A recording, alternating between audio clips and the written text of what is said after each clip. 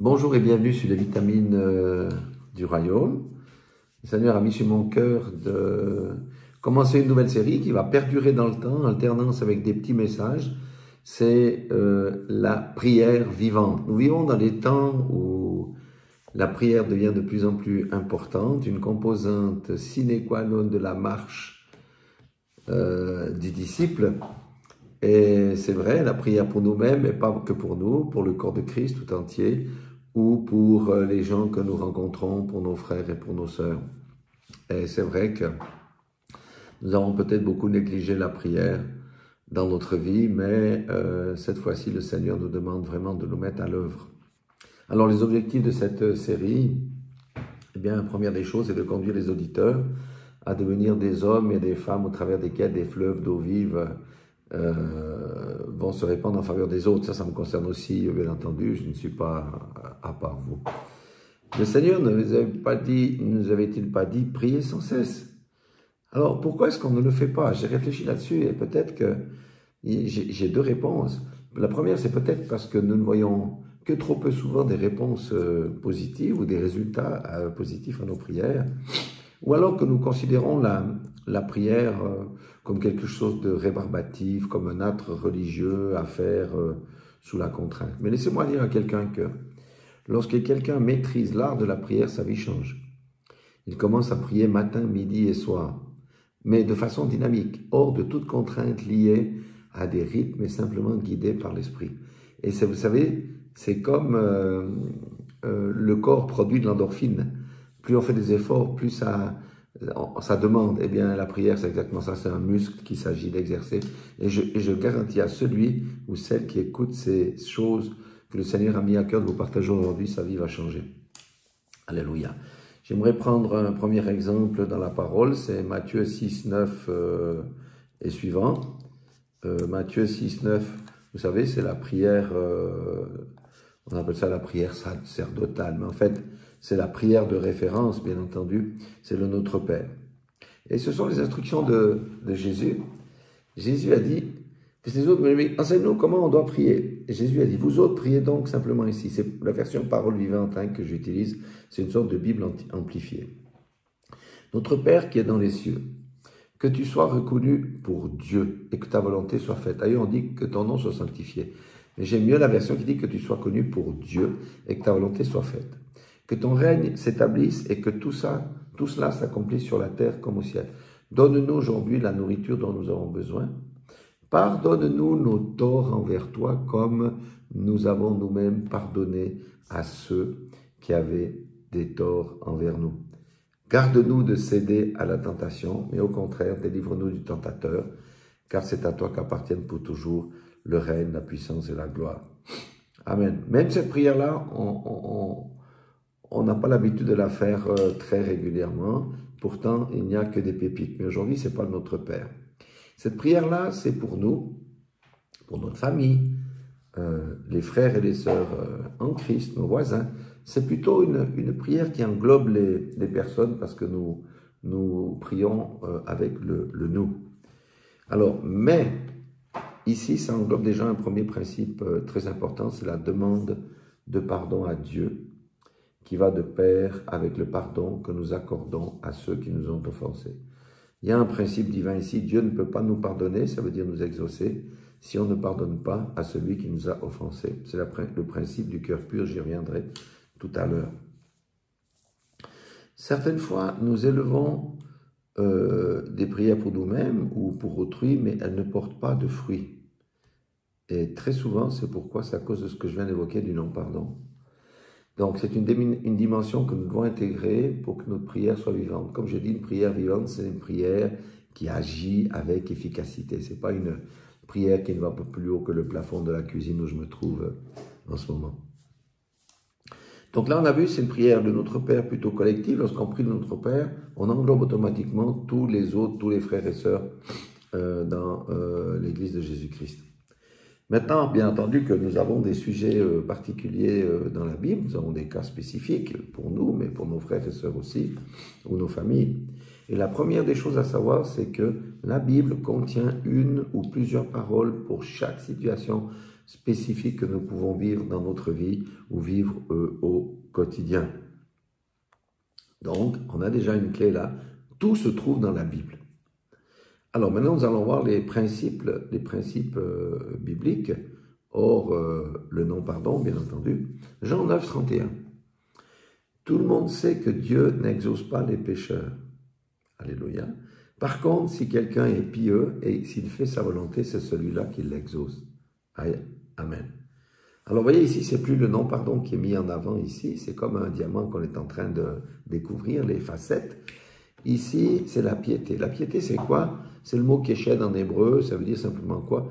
L'application du cœur et de la volonté au service de Dieu. Alléluia. Ça veut dire quoi? Ça veut dire que être pieux, c'est que tout notre cœur et que toute notre volonté soit au service de Dieu. Alléluia. C'est fort. Alléluia, parce que Dieu n'exauce pas les pécheurs. Quiconque marche dans la piété, eh bien, se tient éloigné du péché. Le deuxième point que j'aimerais regarder avec vous, c'est 1 Jean 3, 21. Il est dit, mes chers amis, si votre conscience ne nous reproche rien, nous sommes pleins d'assurance pour nous adresser à Dieu. Amen. Qu'est-ce que ça veut dire? Ça veut dire, si nous avons le cœur pur, une conscience nette, que rien ne nous accuse dans notre conscience, nous avons l'assurance devant Dieu lorsque nous allons lui présenter notre requête. C'est pourquoi il est bon de se repentir, d'abord de s'examiner avant de se repentir, et si on a quelque chose à se repentir, on se repentit avant de telle manière que notre cœur et notre conscience soient purs. Amen. Troisième élément ici, Matthieu 6, 7, en priant, ne multipliez pas les vaines paroles comme les païens qui s'imaginent qu'à force de paroles, ils seront exaucés. Quand j'étais enfant, bon, je venais de l'église catholique, c'est vrai qu'on répétait les prières, les Je vous salue Marie, Joseph, là, toutes ces choses-là. Et on faisait 15 fois, 20 fois, 30 fois. Quand on allait à la confession, on devait le faire. Tout ça, c'est de la religion. Ça tombe exactement dans le cas de figure qui est noté ici, des prières vaines qui ne portent pas de fruits. Donc, vous savez, quelqu'un ne peut pas construire une maison sans avoir un plan précis. Et bien, de même, la prière vivante, celle qui est efficace, eh bien, il faut qu'elle suive les principes divins qui amènent à l'efficacité, à l'exaucement. Donc, en plus du pardon à autrui, d'une vie pieuse, d'avoir la conscience nette, il est question ici de renoncer à prier selon notre idée, selon nos sentiments, ou en récitant de longues litanies, ou encore en priant de manière répétitive, oui, en récitant des textes, quoi. Ça s'appelle être religieux, et la prière religieuse, telle que je viens de le dire, que la Bible en parle, est une prière morte, elle ne peut pas porter du fruit. Nous allons voir encore deux, trois versets. Le premier, c'est Ésaïe 55, 10 et 11. Écoutez bien ce que dit la parole de Dieu. Il dit « Car la pluie et la neige qui descendent des cieux n'y retournent jamais sans avoir arrosé et fécondé la terre, sans l'avoir fait verdir. » Vous voyez que la pluie porte du fruit. Hein, sans fournir au semeur le grain qu'il doit semer et sans donner le pain à ceux qui le mangent. Verset 11, et c'est cela qui nous intéresse. « Il en sera de même de ma parole prononcée de ma bouche, elle ne reviendra jamais, vous avez bien dit, jamais vers moi vide, sans avoir accompli ce que j'ai décidé, sans exécuter jusqu'au bout la mission que je lui ai confiée. » Donc, ça nous dit quoi? La prière vivante, celle qui est efficace, se base sur la parole de Dieu et la foi qu'on y accorde. Dieu a parlé et chaque parole qu'il a prononcée l'a été dans un but précis. Vous savez que dans la Bible, il y a entre 900 et 1500 promesses pour nous, selon la méthode de calcul. Alors, nous devons prier absolument sur la base de nos promesses, et c'est là une des clés de succès de toute prière vivante. La prière se fait sur la parole, se base sur la parole, non pas sur nos idées, non pas sur nos propres sentiments. Jacques 5,16 donne encore un autre éclairage, une autre facette à ce beau diamant qui est la prière efficace. Il dit « Prenez l'habitude de vous confesser mutuellement vos péchés, de prier les uns pour les autres, afin que vous soyez guéris. » Ici, on voit que des fois, le péché est une barrière à la guérison. Mais il dit « La prière fervente d'un homme juste, c'est-à-dire d'un homme pieux, possède une singulière puissance. » Alors, quel est ce genre de puissance? Élie, par exemple, était un homme comme nous, soumis aux mêmes sentiments et aux mêmes expériences. Il pria avec ferveur pour qu'il ne pleuve pas Et effectivement, pendant 3 ans et demi, il ne tomba pas de pluie sur la terre. Puis il pria de nouveau, et le ciel redonna la pluie, et la terre commença à produire des récoltes. Vous savez qu'Élie était un prophète de Dieu. À l'époque, il n'avait pas la parole pour se baser là-dessus, mais il avait la communication avec Dieu, et Dieu lui donnait les instructions. Nos instructions aujourd'hui se trouvent où? Se trouvent dans la parole. Alléluia. Alors ici, il est question de la foi comme moteur de la prière vivante, en plus de la piété, en plus du pardon et toutes ces choses-là. Une prière sans foi, frères et sœurs, est une prière morte, M-O-R-T-E. Un juste ou un homme pieux qui prie avec ferveur, c'est-à-dire avec une grande foi, va être honoré par Dieu. Le dernier verset, Jean 14, 13, c'est Jésus qui dit « Et quoi que ce soit que vous demandiez en vous recommandant de moi, ça veut dire en mon nom, je le réaliserai pour que par le Fils, la gloire du Père devienne manifeste. Amen. Alléluia. Je le répète, si vous demandez quelque chose en vous recommandant de moi, en mon nom, je le ferai. Si réellement vous m'aimez, vous vous appliquerez à suivre mes instructions. C'est pour ça qu'on baptise aussi au nom de Jésus. Mais la prière doit se terminer au nom de Jésus-Christ de Nazareth. Et c'est comme ça que le Père va être glorifié. En résumé, la prière vivante est régie par 7 principes divins. Le premier, lorsque nous prions, nous ne devons avoir aucun non-pardon dans notre cœur, autrement ça sera un blocage énorme à l'exaucement. Deuxième, c'est marcher dans la piété, ça veut dire le cœur et la volonté au service de Dieu. Et le troisième, c'est marcher dans l'obéissance à la parole de Dieu, selon ses instructions. C'est mettre Dieu à la première place et aimer son prochain comme soi-même. La quatrième, c'est avoir un cœur pur, une conscience pure. Le cinquième, c'est prier sur la base de la parole de Dieu et non pas selon nos idées ou des schémas préconçus ou des prières répétitives.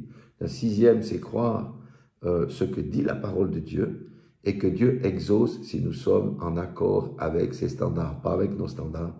Et la septième, on termine toute prière au nom puissant de Jésus-Christ de Nazareth. Alléluia. Encore une chose, pour prier de manière naturelle et de manière vivante, il faut méditer la parole de Dieu et la stocker. Pourquoi? Parce que le Saint-Esprit va nous chercher les éléments lorsque nous allons prier qui sont stockés dans notre cœur et ce sont les éléments de la parole de Dieu. Job 22, 22 disait « Reçois de sa bouche l'instruction », ça veut dire la parole de Dieu, et mets dans ton cœur ces paroles. Pourquoi? Afin qu'elles soient disponibles et que le Saint-Esprit puisse aller les rechercher lorsque nous prions. Voilà, soyez tous bénis dans le nom puissant de Jésus-Christ.